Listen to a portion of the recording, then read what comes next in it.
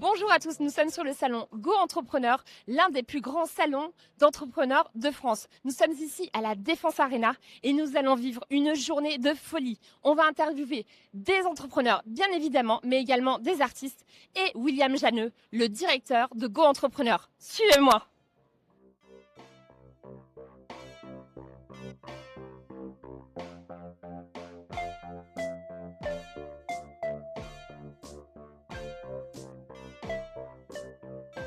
Jérémy Cléda, bonjour. Vous êtes le cofondateur de Welcome to the Jungle. C'est une société qui aide les entreprises à trouver leurs salariés de façon super originale. Welcome to the Jungle, première question, est-ce que vous êtes fan des Guns N' Roses? Ouais, oui, et en fait, pour la petite histoire, mon associé Bertrand, quand on a créé l'entreprise, c'était un ancien compositeur de musique. On s'est toujours dit, si on crée quelque chose ensemble, ce serait bien qu'il y ait un petit rapport avec sa vie d'avant. Et voilà. Et surtout, en fait, on s'est dit qu'au-delà de la chanson qu'on adore, c'est quand même une assez belle représentation de ce que peut être le monde du travail. D'accord. Et puis c'est un nom international puisque vous êtes en France, vous êtes aussi à Londres, aux États-Unis. Oui, tout à fait, c'est un nom international. C'est un nom très très long, donc pareil, quand on a créé Welcome, l'entrepreneur, il y a beaucoup de gens qui vous disent quoi faire, etc. Ouais. Bah, nous, on nous avait vraiment dit, ne prenez pas un nom aussi long. On l'a quand même gardé, et finalement, ça s'est plutôt bien passé. Donc premier conseil, ne pas écouter forcément tous les conseils qu'on nous donne. Voilà.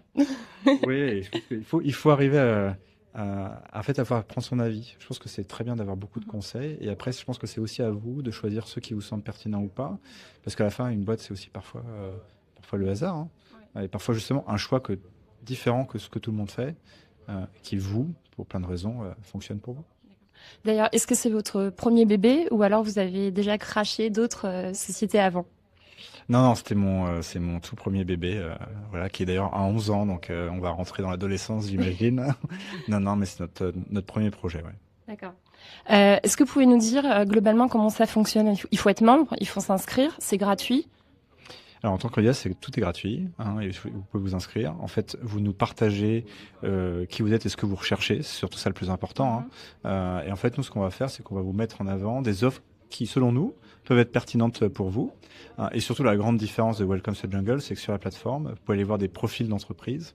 Et donc, vous savez, au lieu d'avoir une description de poste qui est assez rébarbative, qui est en plus la même que celui du voisin, on va faire des profils d'entreprise les plus enrichis possibles.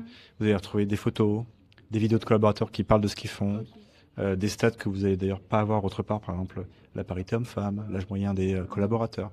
Tout ce qui vous permet en fait de vous dire, ah tiens, ça correspond vraiment à mes aspirations professionnelles, pour tel ou tel critère qui sont à chaque fois personnels. Hein. Et on peut avoir des critères différents dans ce qu'on recherche, mais en tout cas, vous avez l'information pour faire un choix éduqué, vous dire, ah oui, tiens, pour ces raisons-là, j'ai envie de postuler. Comment est-ce que vous vous rémunérez? Nous, aujourd'hui, donc, les candidats ne payent rien. C'est les entreprises qui payent un abonnement annuel ou pluriannuel pour être sur Welcome to the Jungle et ont accès à l'ensemble de nos services. Il y a la plateforme dont on a parlé, mais aussi plein d'outils derrière qui leur permettent de gérer leur recrutement. D'accord. Est-ce que vous avez des conseils pour les jeunes entrepreneurs? Parce qu'il paraît qu'en France, on est 29% à vouloir créer une entreprise. Est-ce que vous trouvez ça bien? Quels conseils vous pouvez leur donner? Moi, je peux redire les conseils qu'on m'a donnés qui m'ont semblé pertinents. Hein. Le premier, c'était de créer une entreprise pour les bonnes raisons. Moi, j'ai eu la chance de créer une entreprise parce qu'il y avait un projet qui m'intéressait, avec quelqu'un avec qui j'ai envie de faire des choses, et pas par exemple, volonté absolue d'autonomie ou de liberté. Et donc, en fait, on a, je pense, créé notre boîte pour les bonnes raisons. Et le second point, c'est, on le dit souvent, mais faire, c'est le meilleur moyen d'apprendre et de comprendre. Et donc, parfois, il faut se lancer. Pas besoin d'ailleurs d'investir énormément d'argent, hein, mais parfois juste d'essayer, de tester une idée, d'en parler avec des gens. C'est ça qui fait qu'on avance. D'ailleurs, vous venez de dire qu'il n'y a pas besoin de beaucoup d'argent. Est-ce que vous pensez qu'on peut investir avec zéro? Est-ce qu'on peut partir de zéro? Nous, on est parti de zéro. Enfin, on a vu, là, je crois qu'on n'en a jamais parlé, mais je crois qu'on a mis 10 000 euros de toutes nos économies tous les deux. Là-dedans, donc c'est quand même de l'argent évidemment, mais on est parti ça, on n'avait pas vraiment de connexion dans ce qu'on faisait exactement parce que les RH c'était pas un sujet qu'on connaissait très bien, mais par contre on a donné énormément de temps et d'énergie à ça, et puis après ça nous a permis de démarrer. Donc oui, je pense qu'aujourd'hui c'est d'autant plus le cas que vous avez plein d'outils qui n'existaient pas il y a 10 ans. Nous, pour créer un site internet aussi complexe que ce qu'on voulait faire, c'était un vrai casse-tête. aujourd'hui, il y a plein de choses qui coûtent pas très cher, pour peut-être 20 euros par mois, et qui vous permettent de faire un premier essai. D'ailleurs, qu'est-ce que vous pensez de l'IA? Est-ce que c'est un outil pour les entrepreneurs ou au contraire, ça peut piquer du boulot, comme on le dit souvent? Est-ce que c'est vrai ou quel est votre avis là-dessus? Alors, je pense que c'est certain que c'est un fabuleux outil pour les entrepreneurs. Parce que quand vous êtes entrepreneur et que vous devez créer un projet, en fait, vous devez répondre à plein de défis et c'est extrêmement rare que vous sachiez tout faire. A priori, on ne sait pas tout faire. Et donc ça vous permet d'accélérer et surtout, je pense que ça permet de tester des idées beaucoup plus rapidement. Donc ça, c'est une vraie valeur. D'ailleurs, je pense que ça peut éviter de perdre de l'argent. Parce que vous voyez, si vous passez 6 mois sur une idée qui finalement n'aboutit pas, c'est beaucoup de temps et d'argent perdu. Après, sur le travail, je pense qu'en fait, c'est difficile de répondre à cette question parce que c'est encore trop tôt. Moi, ce qui est certain, c'est que ça va détruire des emplois. C'est certain, on le voit déjà. C'est aussi certain que ça va en créer d'autres. Pour moi, la question, c'est vraiment, est-ce que les nouveaux jobs qui vont être créés, ils seront aussi qualitatifs que ceux qui vont être détruits? Et c'est ça la vraie question. Est-ce que vous avez également, pour les jeunes entrepreneurs qui nous suivent, des conseils à donner surtout sur les erreurs à ne pas faire? Je pense que je reviendrai sur ce dont on a parlé, les conseils. Je pense qu'il faut savoir prendre plein de conseils et ensuite après faire le tri soi-même et de choisir ceux qui sont pertinents pour nous. Je pense qu'il faut aussi faire des choses. Parce que je vois aussi plein de fois où moi j'ai fait cette erreur un nombre incalculable de fois où on réfléchit beaucoup sur un sujet, on se tord un peu la tête, on y pense pendant des mois, alors qu'en fait si on avait testé quelque chose, on aurait beaucoup plus d'informations qu'on récupérait beaucoup plus vite et qui nous permettrait de faire un meilleur choix. Voilà, donc souvent on a envie de garder notre idée, de le faire soi-même, et je pense que le meilleur moyen c'est d'être extrêmement tourné vers les autres. D'accord. Donc, beaucoup de passion, beaucoup de travail, un peu de chance. Ouais. Je pense que la chance, c'est un facteur assez clé dans l'entrepreneuriat. Ouais, voilà. Et la dernière question, pourquoi est-ce que vous avez participé à ce salon aujourd'hui? Moi, j'ai eu la chance déjà d'avoir un panel avec d'autres entrepreneurs que j'admire. Notre sujet, c'était comment garder la flamme de l'entrepreneuriat. Je trouve que c'est un bon sujet. Moi, ça fait 11 ans que j'ai créé Welcome to the Jungle. On sent la passion chez vous d'ailleurs. Ouais, mais aussi, je pense qu'il faut être honnête pour dire que c'est quand ça fonctionne bien, c'est merveilleux. Il y a plein de moments où ça fonctionne pas bien du tout. Et je pense qu'il faut aussi avoir cette honnêteté. Nous, dans un climat où on a beaucoup mis l'entrepreneuriat comme étant la solution à tout. C'est une solution à plein de choses. C'est aussi un parcours qui peut être difficile. Et je pense que c'est bien d'être dans un salon qui fait un peu la part des choses. D'accord. Je suis ravie qu'on ait parlé de Welcome to the Jungle, surtout vu le nombre de gens qui perdent leur travail aujourd'hui. C'est important qu'il y ait des entreprises comme les vôtres. Merci beaucoup, Jérémy. Au revoir.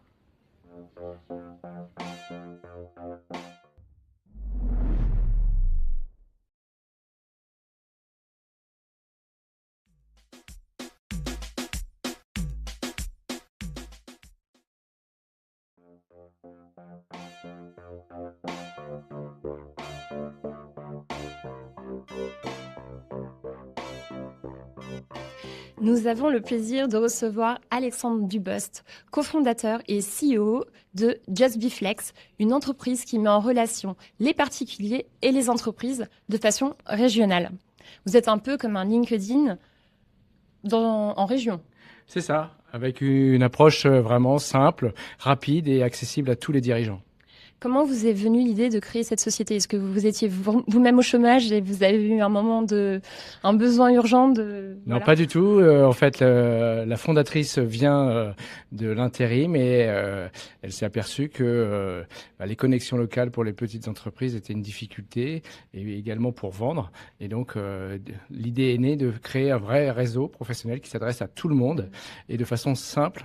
Et donc, moi, j'ai rejoint l'aventure il y a 3 ans. D'accord. Il faut savoir que pour poster une annonce aujourd'hui sur un site connu, lorsqu'une société cherche du travail, cherche des salariés, ça coûte de l'argent. Donc, pour les petites et les moyennes entreprises, c'est une difficulté. Chez vous, c'est gratuit.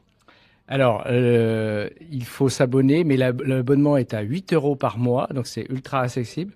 Et toutes les personnes peuvent consulter ce réseau social JustBeFlex. D'accord. Donc, les sociétés payent 8 €, mais également les particuliers.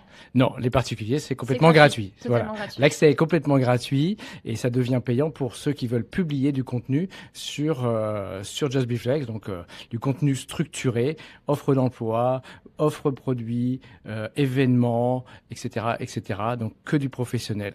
D'accord. Just Be Flex, c'est votre première société ou alors vous en avez déjà craché d'autres avant? Alors, la fondatrice en a déjà craché d'autres, créé d'autres avec du succès. Moi, je viens du monde des salariats et j'ai travaillé pendant les grands comptes, mais j'ai rejoint l'aventure. Donc, pour moi, c'est la première aventure entrepreneuriale. Alors justement, quels conseils vous avez pour les nouveaux entrepreneurs? Eh ben, il faut vraiment, faut que son moteur, ça soit la passion, le sens qu'on peut trouver pour ses utilisateurs, pour ses clients, qu'on peut leur apporter. C'est ça qui fait lever tous les matins. C'est vraiment d'avoir des retours de gens qui disent merci pour les connexions qu'on a obtenues, merci pour le business sur Just Be Flex, parce que sans ce réseau, je n'aurais pas pu faire ces connexions. Donc ça, c'est vraiment un plaisir absolu, et de savoir qu'on va pouvoir créer, augmenter cette traction, c'est top. D'accord. Donc de la passion, du travail, de l'acharnement. Oui, il n'y a pas de secret. On travaille énormément, mais en fait, quand on travaille sur quelque chose qu'on aime, on se rend pas compte. On se rend pas compte qu'on travaille, et on peut travailler 70 heures, 80 heures, c'est pas un problème. Alors quelles sont les erreurs à absolument éviter lorsqu'on crée une entreprise? Eh bien, je pense qu'il faut surtout bien connaître sa cible, sa stratégie, bien construire, bien avant de se lancer, vraiment étudier son marché, savoir comment on va l'adresser, savoir ce qu'on va proposer. Et il faut pas hésiter à aller sur le terrain pour le tester. Le tester. Nous, on s'adapte, on fait des développements chaque semaine, on s'adapte par rapport à nos demandes clients. Et donc ça, il faut le prendre en compte dès le départ. D'accord. Comment avez-vous fait pour trouver des investisseurs? Alors, au départ, on commence par son cercle proche, donc ce qu'on appelle le love money, hein, ça peut être les familles ou des amis qui croient en votre projet. Donc ça, c'est la première ressource. Après, bien sûr, il y a les business angels, donc ils commencent à investir au capital et mettre des tickets un peu plus conséquents. Et puis là arrive la suite, c'est les levées de fonds. Donc on est en plein dedans, et c'est des fonds, des venture capital. Après, c'est de plus en plus gros. Alors, qu'est-ce que vous pensez de l'IA aujourd'hui? Il y a beaucoup de gens qui ont peur de perdre leur emploi à cause de ça. Est-ce que vous pensez que c'est au contraire un tremplin ou un frein pour les entrepreneurs? Eh bien, l'IA, pour moi, c'est un outil. C'est un outil qui va permettre d'être plus efficace. Alors il faut savoir l'utiliser, il faut savoir en tirer le meilleur, il faut savoir faire attention aux résultats qu'il donne. Donc ça, il faut être prudent, mais c'est un véritable outil qui fait vraiment gagner du temps. Donc nous aussi, on va l'intégrer dans notre expérience client. L'utilisateur Just Be Flex va quasiment pas le voir, mais il va trouver que ça va être beaucoup plus fluide, les résultats vont être beaucoup plus pertinents. Donc nous, on va le mettre au service de nos utilisateurs. Quelles sont pour vous les prochaines étapes, les étapes de demain? Donc la prochaine grosse étape, donc c'est la levée de fonds. On est en plein dedans. Après, bien, il y a une grosse étape de communication, d'évolution des fonctionnalités, de l'évolution de l'application. Aujourd'hui, on démarre par l'Île-de-France, demain la France, et on espère l'Europe le plus possible. Je vous le souhaite. Et enfin, la dernière question. Pourquoi est-ce que vous participez au salon Go Entrepreneur? J'ai pris mes petites habitudes. Je viens tous les ans au salon. Je trouve que il y a vraiment des ateliers pour tout le monde, des informations pour tout type d'entrepreneurs, de créateurs. Et donc, je trouve que le mix est très intelligent. Il y a du networking, il y a on peut trouver vraiment ce dont on a besoin à chaque étape. Donc, c'est un rendez-vous annuel important pour moi. Et je trouve que ça correspond à l'esprit aussi qu'on a chez Just Be Flex. Parfait. Merci beaucoup, Alexandra. Merci, Alexandra.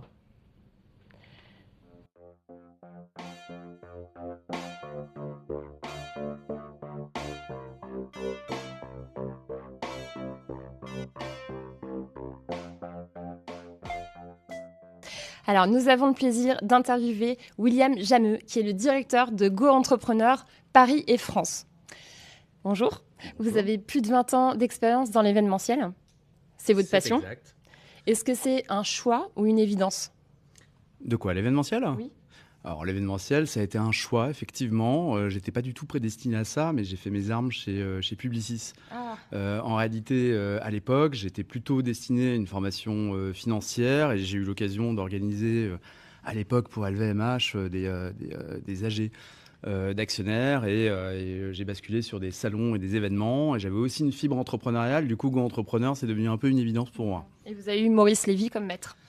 Et j'ai eu, oui, alors hein, il était loin au-dessus quand même, Maurice Lévy, mais j'ai eu l'occasion de l'accueillir en revanche sur le salon des entrepreneurs, puis sur Go Entrepreneur quelques années plus tard. Donc c'est sûr que c'est un immense personnage et j'ai un immense respect pour tout ce qu'il a accompli dans sa vie. Alors dites-moi, comment est-ce qu'on devient directeur du salon Go Entrepreneur ? Comment on devient directeur? Alors moi, je pense que c'est simple. Je suis passé quasiment par tous les métiers composés par mon équipe, que ce soit au contenu, que ce soit au commercial, que ce soit à la communication, que ce soit au marketing. Aujourd'hui, en tout cas, j'ai une bonne maîtrise de toute la chaîne de métiers. Moi, ma première mission, en réalité, c'est d'être garant à la fois du PNL et aussi du positionnement et de la vision stratégique de l'événement, de là où on veut aller aussi dans les années qui viennent. Et puis ensuite, quand je rentre un petit peu dans le détail, et je rentre souvent dans le détail en réalité, je rentre aussi bien sur la programmation que sur la commercialisation, que sur la mise en scène, la mise en musique de l'événement, dans l'exposition justement, voilà. Alors, vous avez dit qu'entreprendre, c'est un vrai marathon. Vous en êtes à quel kilomètre ? Alors, je ne sais pas à quel kilomètre j'en suis. J'en suis en tout cas à la 33e édition sur Go Entrepreneur. Et c'est vrai qu'entreprendre, les entrepreneurs sont des performeurs, en tout cas des performeurs de chaque instant. C'est des gens qui gravissent un Everest chaque semaine, chaque mois, chaque année. Là, on organise une édition qui tourne autour du thème général de la performance et ça parle aussi bien d'une performance en matière de chiffre d'affaires et de rentabilité qu'une performance d'impact, d'innovation, d'agilité, parfois de rebond, de résilience. C'est un peu toute cette pluralité-là de performances qu'on essaie de mettre en avant. Donc, combien de kilomètres, je ne sais pas, mais j'espère qu'on sera là pour 33 éditions de plus, en tout cas. On va dire à la moitié alors. Voilà. Qu'est-ce que vous pensez de l'IA ? Est-ce que vous pensez que c'est un entrepreneur performant ou au contraire un handicap pour les jeunes entrepreneurs ?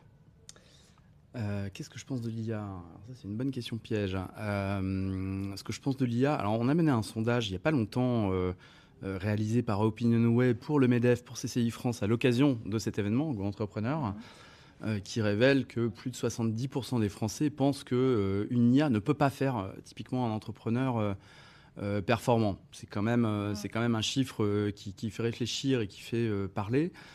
Néanmoins, je pense que quand on est entrepreneur en 2026, on ne peut pas se passer, en tout cas, d'adopter cette révolution-là. Elle va ouvrir une infinité d'opportunités. C'est ce qu'on découvre d'ailleurs actuellement sur l'événement. C'est ce qu'on va découvrir demain matin avec un panel dédié avec des grands experts du sujet. Je conseille absolument pas, moi, aux entrepreneurs d'aujourd'hui de repousser, de rejeter l'IA. Je leur conseille plutôt d'embrasser l'IA et de l'adopter, et de la comprendre et de la maîtriser pour rester compétitif, que ce soit en France ou à travers le monde. Il y a à peu près 50 000 visiteurs sur les 2 jours. Comment vous faites pour faire revenir les gens ? C'est quoi votre truc ?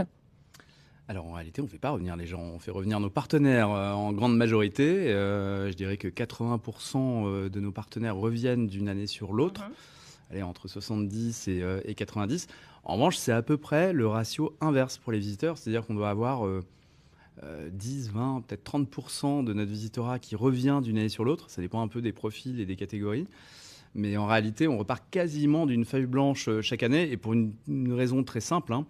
Les entrepreneurs qui viennent nous voir aujourd'hui en 2026, ils ne seront pas à la même étape en 2027 et pas forcément à la même étape en 2028, et peut-être qu'ils reviendront en 2029 avec une autre problématique de croissance, moins de lancement ou d'amorçage. En tout cas, c'est un événement qui vraiment s'adresse aux deux publics quasiment à part égale sur l'événement, de celles et ceux qui sont en train ou qui s'apprêtent dans les 3 à 6 mois qui viennent à lancer leur entreprise, d'une part, et d'autre part, celles et ceux qui l'ont créé il y a en moyenne 3 à 5 ans, parfois beaucoup plus, hein, mais et qui, eux, sont peut-être davantage dans des problématiques de notoriété, d'accélération, de développement commercial, entre autres, d'équipement, de RH, etc., etc. Ça va jusqu'à la transmission d'activité.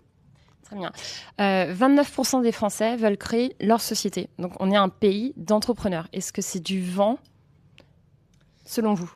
Il y a sans doute une grande part de rêve là-dedans, parce que 29% des Français, ça fait quasiment un Français sur 3, ça fait quasiment 16 millions de Français. Le chiffre donne un petit peu le vertige. Alors, c'est une volonté, selon les sondages, mais alors après, il faut passer à l'acte et il faut assumer derrière. En revanche, je vois bien à quel sondage on fait référence, toujours le même.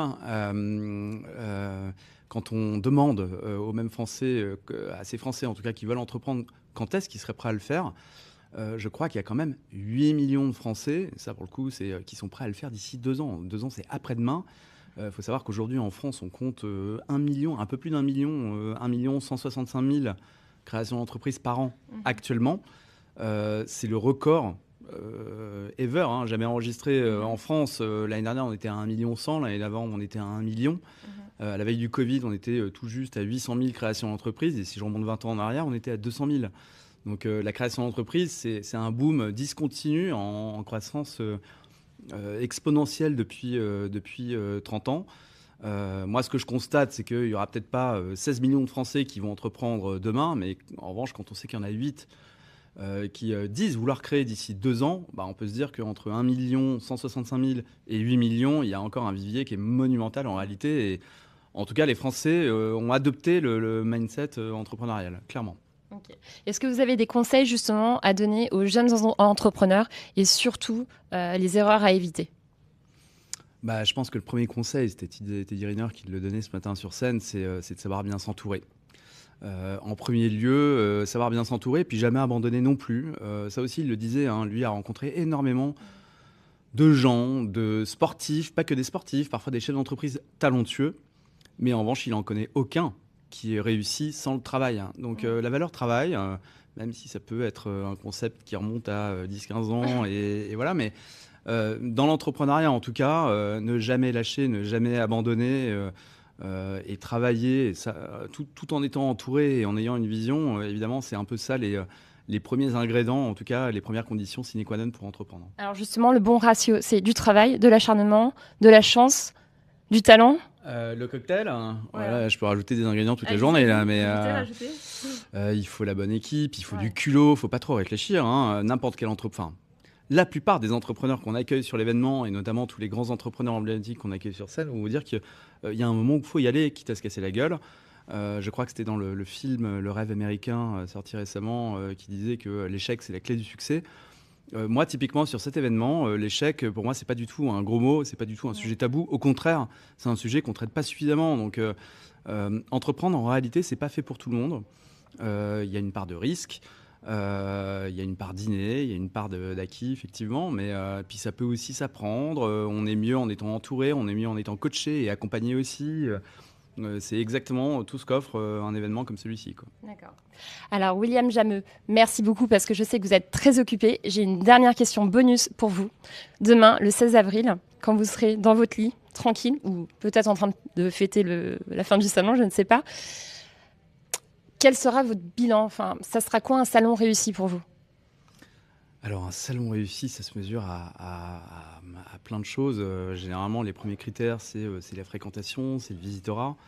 C'est aussi la qualification de ce visitorat, parce que c'est pas forcément qu'une course à l'échalote sur la quantité. Ce serait facile d'accueillir en réalité plus de 100 000 participants sur un événement comme celui-ci, mais on a aussi un enjeu de trouver le bon public qui réponde aussi qui viennent avec les bonnes problématiques face à ceux qui vont résoudre ces problématiques-là. Et puis ensuite, il y a quelques moments de magie. Teddy Riner, ce matin, en était un. Teddy Riner, ça fait 10 ans que je lui cours après, en réalité. Donc, c'est le champion des champions. 11 fois champion du monde de judo, 7 fois médaillé olympique, 5 fois en or. Mais en réalité, c'est un vrai entrepreneur. Il a déjà créé, investi dans plus de 10 boîtes, ce que personne ne sait en réalité. Il est dans la vraie vie, exactement comme il est à l'écran, le même capital sympathie, il répond à tout le monde, il prend toutes les photos, il n'est pas du tout novice sur le sujet. Je pense qu'il y a eu un effet ce matin, Teddy Riner, qui est pas neutre, donc c'est le moment de magie qui pour moi est fabuleux.